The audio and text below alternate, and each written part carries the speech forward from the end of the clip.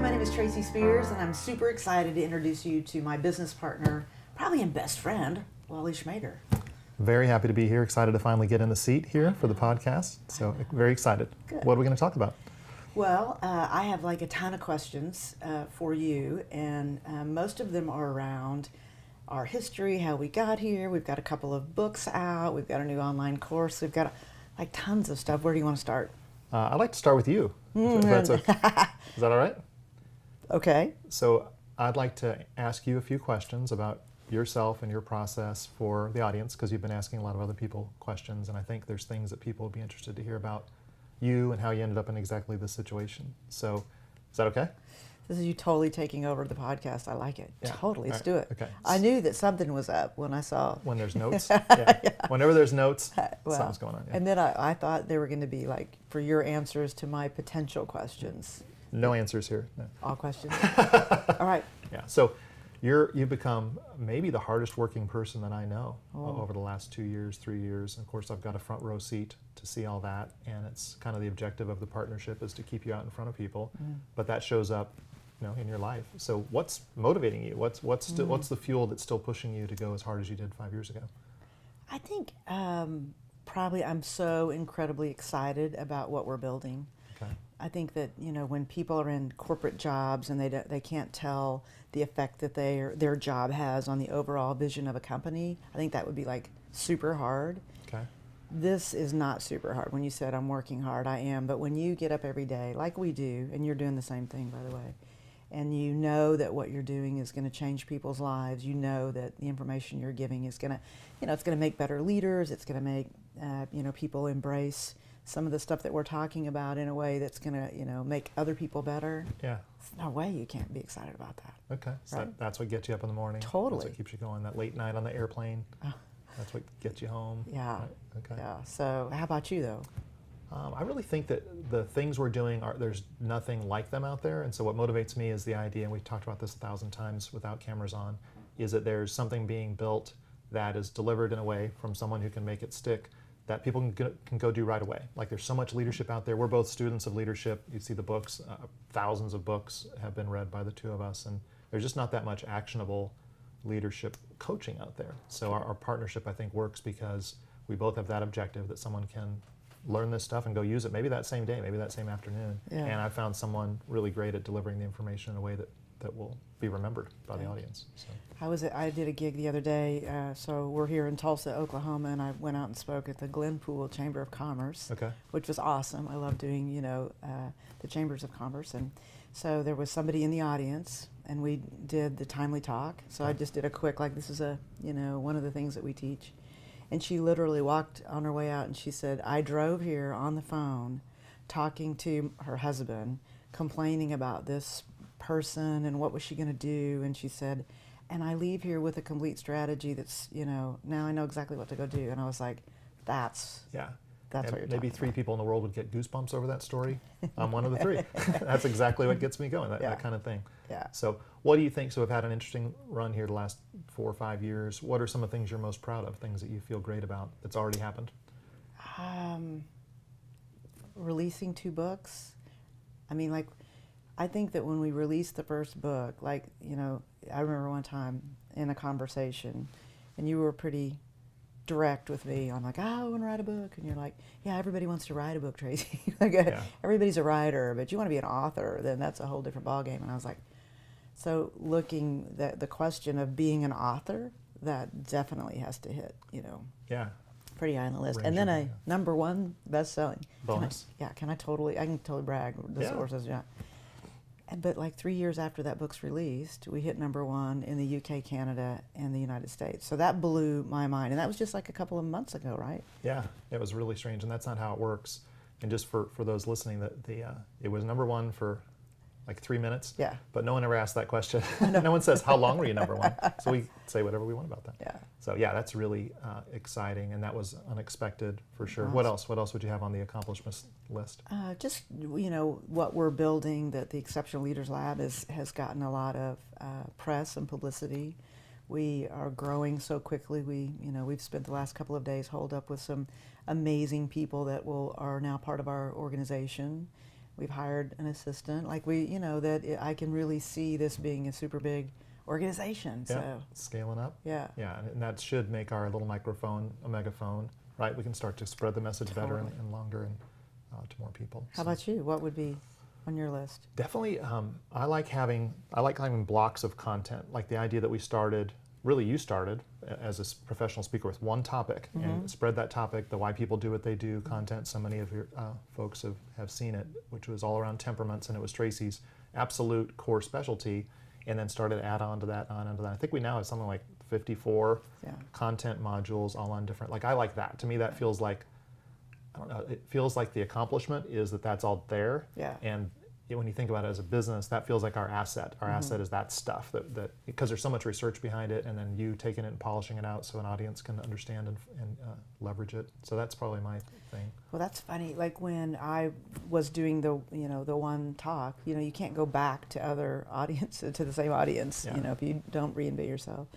But the idea that I feel like I could go back like a dozen times and do something new each time, right? Because as you and I often joke, you're Bernie Taupin and I'm Elton John, so you're writing the hits and I'm out there singing them. And so we have figured out, long before the last couple of years, by the way, that we're really the perfect partners in that sense, that your strengths are definitely not mine and vice versa. So. And I don't want to do anything that you do, right? And I know you don't do much I don't of what want I to do do. much, So, yeah. so the Bernie Taupin, no one knows this. So in these conversations, people ask us about our partnership, and I always say, well, I'm Bernie Taupin. And they go, okay, who's that? And I always explain, I go, well, he's the guy you don't know who wrote all of Elton John's songs. Elton John's a performer, Elton John's the glam, Elton John's, but they never wrote in the same room. They've never sat down and composed together, which we also don't sit down and compose together. So it's very interesting. And I'm happy I've got an Elton for sure, and I don't want to be an Elton. So there's a documentary I just saw that it has those two, and they're asking him, Bernie, about, I didn't really understand a lot of the stuff that he did, but I was glad he was using them. And he had songs that he thought were going to be slow songs that turned out to be fast songs, and opposite. So it really is an interpretation of stuff. So it's fun to. And that's happening because you sat in the audience and you were all the like, time. I can't believe you took that in that direction. Yeah, I'll sit in the audience and Tracy will deliver something. I'll go, that isn't what I was thinking about that at all, but it's super good. So it happens every time I see you do anything, really. That's funny. So. Well, when we first wrote the book, when we wrote the first book, that process was arduous at best because, when you said, okay, well, it's, you were really kind of testing me. I thought, like, are you really going to... Is this for real? Writing a book's hard. Yeah, it was hard. And so, I get this question a ton, so I'm going to answer it now. So we made an agreement that every Tuesday morning, and we were, we had a full-time other job, that at 8 o'clock on Tuesday morning we would have something written to each other, and we did that every week. And I'm sure you had yours written long before that. I was up at 4 a couple of times, going, okay, I got to get something there. Got to get something to you. We did that for an entire year. A long time, yeah. And so that pass the chapters back and forth, edit, pass them back, then off to whatever the. Yeah, it's hard. And for those of you that are aspiring writers, I mean, it's the disparity between the people that are going to write a book and write a book is huge because the labor is just. I mean, everybody's got inspiration. Yeah. Unfortunately, that's not the hard part. Inspiration is available to everybody, but the blue collar piece of it is super hard. And how many people do you know that have wanted to or are going to write a book? Right? Yeah, nearly everybody. So that's always been impressive to me and I've had that kind of conversation with a lot of people. Hey, let's, and I've told you, they just didn't show up. But you definitely did. Well, the work of all of that has been an amazing experience that I know I wouldn't have had we not done the partnership. Yeah. So I think you're... Even if nobody read it, it's so substantial just to have finished something, right? And it's great that other people get it. I don't know. That would have been a waste of time. No, I'm just kidding. For me, I know for you it is. Yeah, it is. I just it's done, and now this is all collected here. Well, you wrote a book before we wrote a book, and so you wrote that book. I remember when you finished the book, and I poured through it and made notes and did all that. And you were invited to go do some tours, and you're like, "Oh no, I didn't write it for that. I just wrote it so I could write a book." And I was like, "That's crazy! Yeah. Like you're not going to get on the road." And I didn't have an Elton. Yeah. I needed an Elton then. Yeah. So I was just basically done with the book. Yeah. What's next? Got a little bit of positive stuff on it, but it never really found an audience because I didn't know how to do that. So back to Tracy stuff. So all this stuff, ups and downs. I mean, you've had a few different careers, big corporate gig for a long time. If you could, you're 52 now. Is that right? I'll be 53 like in 2 That's days. right. Okay, so almost. So if you could go back, let's say that moment where you're coming out of college and don't really have a settled career yet, what would you do differently now? Like knowing what you know and what your skills end up being or where your muscles are, would you make some different decisions, or do you think that all those things were necessary to get you where you are? Oh, I wouldn't do anything differently on the business side. Okay. The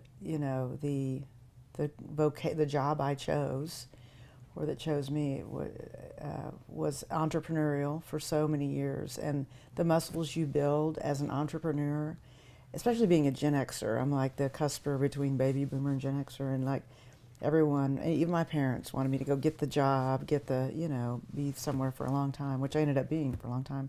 But it was so entrepreneurial that what I learned in that, I don't know that I could have learned it any other way. Would you do it differently? I'd like to think that I would, just because I felt like I did some things for too long. Like I went past the expiration date on a couple of opportunities, but all those things informed what ends up being in the books and the videos and stuff. So then you wouldn't want to give back those experiences. Then you wouldn't be able to say anything to the people that are having that experience now. So my answer is yes, I'd like to change some things, but I don't think it would be a good thing. Yeah. So I won't. Yeah, I'd probably agree with that. But I'm completely aware that there were a few pivotal moments that could have changed everything for me. But I'm so happy where I am right now. So. Yeah, so I've got a question for you. Okay. You live a very transparent life. I mean, I think people mostly know what you care about, what you want to do. Your ambitions are kind of on your sleeve a little bit. Certainly your lifestyle and all that is not kept in any kind of private way. So what are some things that people don't know about you, or something that people who think they know you pretty well may not know? Well, you're right. I do think I'm an open book. Everybody pretty much knows everything. Probably, I grew up in a trailer, 14 by 70. Which is not a big one. It was bigger than most. I'm just not bragging, but yeah. Yeah, I remember when the double wides came out. I remember when I was like, wow, I must really be rich. Right. The it's first on now. double wides coming in Life of the rich and famous. Yeah. That would probably be, that's probably a big one. Just, growing up like that. Probably that when I first started my business, the entrepreneurial business in my early 20s, how unsuccessful I was for so long. I remember I had a roommate. She had just divorced her husband, and she said she needed a place to live, and I had this super cool condo. I was writing checks on nothing in the bank account. I was like, because I was going to be so successful, so I rented this super cool place. You can spend that money now I know, before you right? have it, right? And she's like, oh, I just need a place to stay for a little bit, get on my feet. I'm like, oh, you can stay here. And she was going through beauty school, so she was doing the divorce, trying to figure out what she was going to do. Short version is, I come home one day and, she's just wrung out, sitting there with green hair and super mad. And I'm thinking, beauty school didn't go so well that day. Right. She's like, yeah, so you didn't pay the water bill. I was like, oh, sure I did. I'm sure I paid the water bill. I'm sure I didn't pay the water. I didn't have enough money. I was literally, playing that game, who's going to get paid or not. So she had processed her hair and went to turn on the water. It was off. So she ran out of the condo and jumped in the swimming pool to rinse her hair with all the chlorine. Yep. So anyway, what people don't know is I have way too many of those kind of stories. Wow. And probably one less friend I know. after that, right? That's true. Yeah. Wow. Okay. Yeah. Well, I think I knew a little bit about humble upbringing, and I know that has something to do with your ambition today. But it's probably important that people know that you haven't always had the lifestyle you have now. Yeah. And that is important, right? That's anybody can do that, and your story wasn't easy. I know there's other difficulties there too. So good. Yeah. It makes it more fun when you get to where you want to be too. It now, is. Is your water? How's the water? Good. We're good. All good. If Okay. if you need to rinse Do your anything hair, with my just hair? re- It's all good. Isn't that funny though? And I've read so many, whether they're memoirs or listen to interviews with people, that there's something that happens in that kind of a childhood upbringing that crystallizes some part of you that steels you for owning a business or being successful. Don't you think? Yeah. Who cares about third generation wealth? Yeah. I right. don't care if your dad, propped you up. If you were already, home run, starting on third base. Who cares, right? Yeah. I mean, I want to see you go the whole way around, right, and take some swings. That's a lot more interesting. And I think those people end up being a lot more relatable too, and they know who their they know who their audience is. They can talk to everybody. I've heard many presentations from people that never had it the other way, or read many books from people that believe they're talking to everybody, but they're really not, because they don't know everybody. And so I was the same way. I grew up in a trailer in the desert, West Texas, and moved around a lot. I went to 11 schools between first grade and seventh grade, so more than one per year, with my dad moving around. So I had to, the skill set that comes from that is, bringing yourself into new things. Yeah, and I realized that you could invent, like you could be a jock kid at this school, and then a smart kid at this school, and then a bad grade kid at this, and just kind of show up. I'm gonna, try this. I wasn't overt about it, but I definitely learned that. Interesting. And I also got to be a minority in a lot of cases. Lived on an Indian reservation, lived with all Mexican American kids, and so got to experience that, which has been instructive in my life too. So I think it makes there's a lot more that you can draw from, right, depth-wise, when you're trying to understand other people, or how to talk to other people, or how to train other people that come from those things. What else would people be surprised to know? Anything else you can think of? Gosh, so you know this, but like the thing that gives me an incredible amount of joy is things like detailing cars and organizing things. Yeah. Like that would probably You get a lot of pleasure out of that. I do, totally. Tracy has said that if there is money in it, if you could hit your goals, the lifestyle you want, detailing cars, that'd probably be what you're doing. Totally do. How about you? What do you think people will be surprised to know about you? I don't know. Not much is, like, I'm not out there the way that you are in my community. I'm in Norfolk, as you know. People are surprised, I think. Like, I've had a couple things that surprised myself. Like, I never thought, I grew up in suburbia once we got out of the trailer and everything, and so I had an opportunity to move to an urban setting and loved it. And I can't imagine not living in a place where you can walk to places and you see I'm big rich house, homeless guy, every possible iteration in between, and I love that. And it's something, so a lot of people I think would be surprised to know that's that I'm an urban guy, not a suburban guy. Got my big golf thing that you know about, that I care very much about, but I don't think I have too many. Oh, look at you, just like glossing over that. The golf thing's the big deal. I think people will be surprised. Are you a scratch golfer? No, I was close. I lost a little momentum with the book and the course and some of our stuff. It's kind of your fault. Yeah, I was going to say, I have mixed emotions about that, Yeah, when I'm bad at golf, our business is usually going better. I know, right? It's a reverse indicator. And I stink right now, so that's good. All's good. Yeah. But you're like, you're the guy that gets called in a pro-am if somebody can't make it. Like you. I've had some good, You played at Pebble Beach. Played at Pebble Beach a couple of times, yep. That's Played with you at crazy. Pebble Beach once, if I remember right. Yes. A couple of pro-ams, been on a play all over the world, and I've had some great, it's my thing for sure. If I'm not thinking about is my wife going to listen to this? If I'm not thinking about our business, I'm thinking about golf. Yeah. So even if I'm not playing it, I spend a lot of mind time hitting balls and stuff. I don't know why. It's kind of it's a meditation for me. I play by myself all the time. It's exactly the opposite of what I do for a living.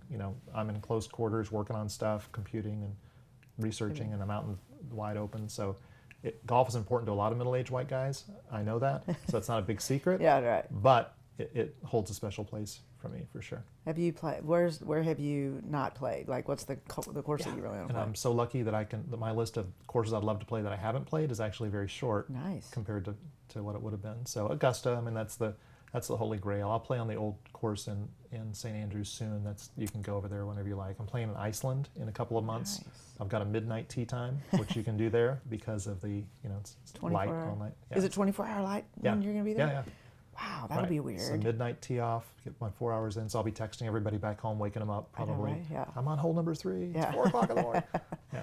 So, but no, I've never played Augusta anytime, and I've been there a few times and walked around. But so far, I'm looking for hookups. Everybody, haven't been able to get out there and play. So, but I will. When you did the pro-am at Pebble Beach, and the Golf Channel, and literally, I was we recorded. I don't know how many hours it was to get. There you were on the leaderboard, with a caddy walking around with Schmader on his back. Yeah, it was awesome. So the leaderboard means that the guy, my pro, was on the leaderboard for a while, and so I was attached to that. It had nothing to do with what I was doing, scoring, just full disclosure. Well, I have that picture that has your... Well, it's my Facebook picture. I've got myself with the caddy standing there with Schmader on the back. But I mean like the leaderboard. Oh, yeah, playing on the... Yeah, I hit a couple good shots. I'll tell you the thing I think that people would be shocked about, that I get to enjoy because I'm close enough to you to hear it, is you are wicked funny. Like, I think you're the funniest person well, Suzanne won't like me saying that. Yeah, One of the don't say funny, that. was that, but you're what, like, but you have to be close enough to hear it. Like, Yeah. you're not going to stand up and tell a joke. Yeah, I love little witty things and all that, but I don't want to be known as the funny guy. Yeah. You know, like that's the last thing I want in my personal brand is, he's so, Really? no, not at all. Oh I'd my rather be gosh. the serious, incredible guy, because that is what I get paid to do, you know. Yeah. But I love our relationship, and I love funny people, and, you know, interesting conversationalists where people can throw in witty things. I don't think we probably don't talk about, like, in America, I don't think that's thought of the same way it is other places, like the witty conversationalist, Yeah. the person who's always got the interesting thing to say. That's really entertaining for me, and we're lucky to have a lot of those people in our life. We do. But I appreciate you saying that. Yeah, for sure. I have a lot of fun with that kind of stuff. So, anything else you would share? I can't think of anything. I'm not trying to dig anything out. I know, right? Like, There's a lot of things I think you're a person that takes a while to get to know, because you do have a private life that's different, and the private Tracy is a little bit different than the public that's Tracy. true. But you do have a wide circle of friends. So a lot of people do know that private Tracy. It's getting more and more known. Like, I have lived a very different life for a lot of years, as you know. Yeah. Well, your life with Rosemary is amazing. Like, I come to Tulsa to visit these two, and you're known everywhere. Like, you don't walk anywhere where you're not getting hugs and things. We were at the restaurant last night, must have been 6 people. On the way there's people. That's So- all Rosemary, just so you know. There, Yeah. I didn't have that circle of Well, friends. she's on all the boards, right? She's rubbing all the Totally. elbows. Yeah. Yeah. And Tulsa's not so big of a place where if you do that for a while, you're just going to know everybody, right? Yeah, yeah. But you know, they have embraced us as a couple in Yeah. a way that, you know, I just never saw coming. Right. So Right. you know, when you Tulsa, Oklahoma, right? I know, right? Yeah, I don't know if my stereotypes would be wrong, but I wouldn't think of that as a super, although it is, right? It's super progressive community. we really are. I mean, I think it's surprising. There's so much work being done to bring and attract more, you know, diverse businesses, and yeah, it's a little bit of a secret, I think, but people are always surprised at how, you know, you'll go to the Equality Gala here and 1,000 people will show up. Yeah. Which is just, you know, mind-boggling. Like, the 5th largest equality center in the United States Really? is in Tulsa. Yeah. That's interesting. Why Yeah. would that be, I wonder? You think just the people here that are pushing it? I couldn't even give you the reason for that. Like, Because a lot of people here are natives. Like, when you meet people in Tulsa and Oklahoma City, a lot of them are from Tulsa and Oklahoma City. It's not like they're That's true. imported activists. You know, they're homegrown that's true. folks for the most part. You are, you know. Yeah. I'm going to get a better answer the next time I'm asked this question. Yeah. Well, what I'm thinking about, the reason why I asked it is, like, I think over time, you're well known now, right? Best-selling author, #1 this, got this, all these talks, people Wow. bustle. People, we can't fit people. She won't say it. We cannot fit people on your schedule, right? There's no room on Tracy's schedule, which is an amazing thing to say when we couldn't find anything to put on our schedule just a few years ago. Right. Yeah. Full transparency. So the idea that you're that kind of person now, so I'm imagining that there'll be some space between the public and private Tracy that will develop Yeah. necessarily over the next little For sure. while, Yeah. to protect that home stuff. Yeah. But- That's good. That's, I think, the next big challenge is, you know, so you're just, you know, 100 miles an hour all the time it's going to be to figure out when to say no. And I'm Yeah. already to that point, right? Right. Where, and as you are too, you know, we're trying to now go, okay, wait a minute. So we've thrown all this stuff in the hopper, and now we've got to, you know, make some decisions. It's a good place to be, though. Oh yeah. Well, and for so long, it's just, who wants this? Anybody Yeah. want to hear this stuff? Yeah. And you get wired to that, and so it's Yeah. super hard to say no because it's so hard to get any yeses in the first place. Yeah. And so it's gradual, right? Like, we're not going to do any more of those. Yeah. No more of those. So we're denying them by category, right? For sure. And maybe narrowing some of the content instead of making it as broad as we had in some cases. But it's all fun. It's all great. So what do you think leaning forward now into the future of the business? What do you see as some challenges? So we're growing the business together, obviously. New book just came out, got some Right. video stuff coming out. Where do you see obstacles?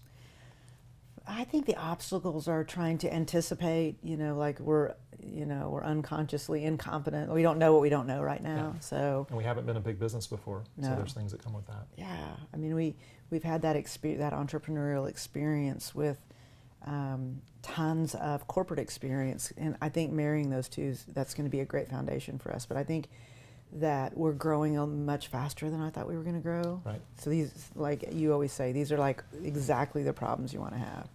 You know, we're in that meeting yesterday around the table with 8, you know, people Partners. and partners that are going to be amazing to move our brand forward. And, you know, how do we do that? And Right. so for me, all of the things and obstacles I'm worried about are all around how we're going to get really, really big, and how can we, you know, I mean, the marketing, all those things around that. Yeah.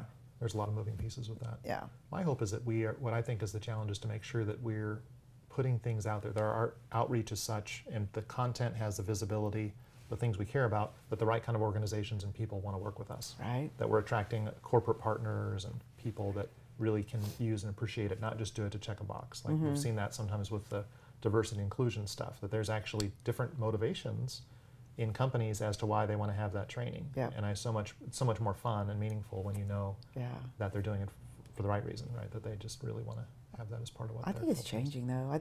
I think when we first started doing that module, and that was created out of a need, we had to do a talk as, that process sometimes is, hey, I need a whatever, and then you hunker down for days, weeks, or months to create that. Hard one, yeah. But we started going into those organizations under that for, as you said, for people to go, okay, I need to say that we had a diversity and inclusion seminar. Can you fill the need? And they get to check the box. But statistically now, what's been great is that presentation we started with has changed so much because of the data. Right. So yeah, and people get that for sure. And sometimes that even though the motivation isn't perfect, that's the way in, and then you end up with a great relationship anyway. So I would never question how we get to meet any corporate partner or individual. But I love it when there's an obvious connection right from the start between what they're doing, what we're doing, and what they're looking for. I'm trying to think of other obstacles, all the normal growth obstacles, I guess. Your schedule, I think there's a bottleneck there eventually, and that's why it's important. We're trying to do more things that don't require Tracy to stand in front of an audience, like the video series, where someone can register and have access to the video series, 5 hours of Tracy training, and access it for a full year at a very low price point. So I'm excited about that ability to tap into you and our content. Hi, my name is Tracy Spears. I'm here with Wally Schmader, and we're the co-founders of the Exceptional Leaders Lab. We're here to tell you about our brand new online course, the Exceptional Leaders Lab Masterclass. This masterclass is 16 modules and over 4 hours of immediately actionable strategies, tactics, and recommendations. These are the same strategies that we've utilized with leaders all over the world. Here's a preview of some of the topics that we'll be covering. We're going to cover all kinds of different tactics, personal development tactics, leadership tactics, things we think are going to be a great resource for you. We're going to talk about the 6 crucial steps to developing your personal brand. Everything affects your personal brand. It's the combination of all of these things, and they create that brand. I think Jeff Bezos says it best. He says that brand is what people say about you when you're not in the room. Makes you want to never leave the room, right? You don't get to choose whether you have a personal brand or not. You have one, like Tracy said, so you just get to choose what it is. All of that information is trying to get to one thing, and that is that you're born with a particular part of your brain that's more developed. In that development, it creates this lens that you view the world. And in viewing the world through that particular lens, it creates different assumptions through the lens. Goal setting for leaders. So taking care of your most valuable asset, organizing your personal board of directors. This next section is what Brussels sprouts and leadership have in common. They talk about how you can find a leader anywhere in an organization, and it's true. And the reason it's true is because leadership is influence, and you can influence from anywhere, wherever you are in the org chart. So I think this proves that out, that old saying. You don't have to have the big business card or the big corner office to be an influencer, that's for sure. Managing up. Making meetings work. The 5 conversations that leaders have to get right. Our next section is the power of recognition. We're going to talk about all the things we can do as leaders to leverage recognition to drive performance with our team. Accountability and engagement. Let's keep the conversation going about diversity and engagement in the workplace. As a middle-aged heterosexual white guy, I'm an expert at this, and if there's anything you need to know about diversity and inclusion, I'm probably the guy to go to. Progressive companies saying this is the right thing to do. Diversity, inclusion is something we need to do because we're good people and we want to do good things. That this is flipped now, and it's just been the last 3 years, all of the data is piling up to make the case that if you want to perform, if you want to compete, you better get diverse because you're selling to a diverse audience. You can't be one thing and sell to another, right? So if you want to sell to everybody, if you want to sell a lot, if you want to provide a lot of service, you better get diverse, you better get inclusive. Those are previews of some of the high impact modules. Now for the masterclass, we've organized this content in the most user-friendly way possible. We're going to leverage micro-learning to deliver all of this content in 4 to 10 minute sections, making it very accessible for you. You can jump in at any time, fit it into your busy schedule, check into one module, switch to the next, go back to one you've seen before, all on your schedule. Here's the best part. For a $195 registration fee, you'll have full access to the online course for a year. That means you can go back and revisit important topics, or you can take the entire course again if you choose. To access the masterclass, you go to exceptionalleaderslab.com site. And we're super excited to have you as one of our lab partners. Easy, right, at any time, and you can go back and revisit certain modules and everything. I'm hoping that's a big deal. Yeah, I think, and I think we have to keep doing that. I think we have to continue to try to make that easier for people to get the information, you know. So what do you think are the biggest opportunities, maybe some unforeseen opportunities that come as a result? Like, we've got all this, for some reason, a lot of this stuff is happening at the same time. New clients, book, video series, all launched within a few weeks of the big leadership, women's leadership summit you just did. That's going to create a lot of noise and buzz out there. So do you think there's any risk in any of that, or is that just how you grow? Do you grow in fits and starts like that, you think? Or? I think so. Okay. Yeah, no, I mean, I again, the right problem to have, right? Right. Oh, these are all in the right problem category, for sure. Something that just happened this morning before we started this is somebody from that said, can, you know, we grab a quick cup of coffee? And like, you know, the end of May is the first time so that I can even go have a cup of coffee. So that is, to your point, we're going to have to figure that out. The end of May, I can get some coffee. Right. Which is good. Yeah, I mean, you know, we have a lot of stuff stacked up, but that could end up being an issue for us. So changing directions, but on the same theme. Do you have an idea of like a target audience member? Like when you're thinking about, I'm doing this presentation, I'm trying to share this stuff, I want them to take certain actions. Who are you thinking about? I mean, who is this target? Gosh, for me, it is anybody that has any influence in their organization in a supervisor, you know, role. Okay. Like, and there's two things there. So leadership, as we always talk about, is influence. So you could not be a supervisor, but you still are a leader because you have influence in that. I think when you get super specific about that person, though, it's somebody that is either, you know, aspiring to be in a leadership role, has a leadership role. I think that we have a lot of material there, but I think that even the next level stuff that we have, people that have been in a leadership role for a long time but need kind of a, you know, a little bit of a reboot or a little bit of a, you know, a kick in the butt, if you will, about, you know, how you can't just let people be toxic in the workplace or not have those, you know, timely talks and all that. So I guess that's not a very narrowed focus, though. What about you? Who do you think is our target? Closer to the second one. Like, I think about the person, they're probably a middle manager. They've probably been on the job for 3 to 5, 7 years, something like that. They've had experiences, like everything has happened to that person. Right? They've had the toxic employee. They've had the conversation they should have had that they didn't. They've promoted the wrong person. They've hired the wrong person. They've had someone leave that they wish hadn't left.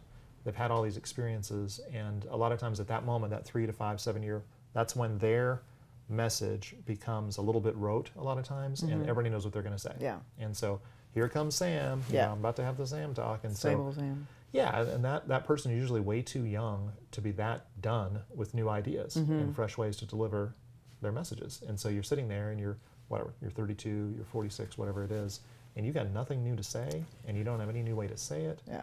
Maybe you're reading the books, maybe you're not, but if for some reason it's not translating into your day-to-day work, that's who I think about when we're working on content, is how can we make it easy for this person to be fresh and to show up as someone new in terms of their leadership skill set tomorrow, not over the course of the 6 months that they spend in the curriculum or anything. Yeah.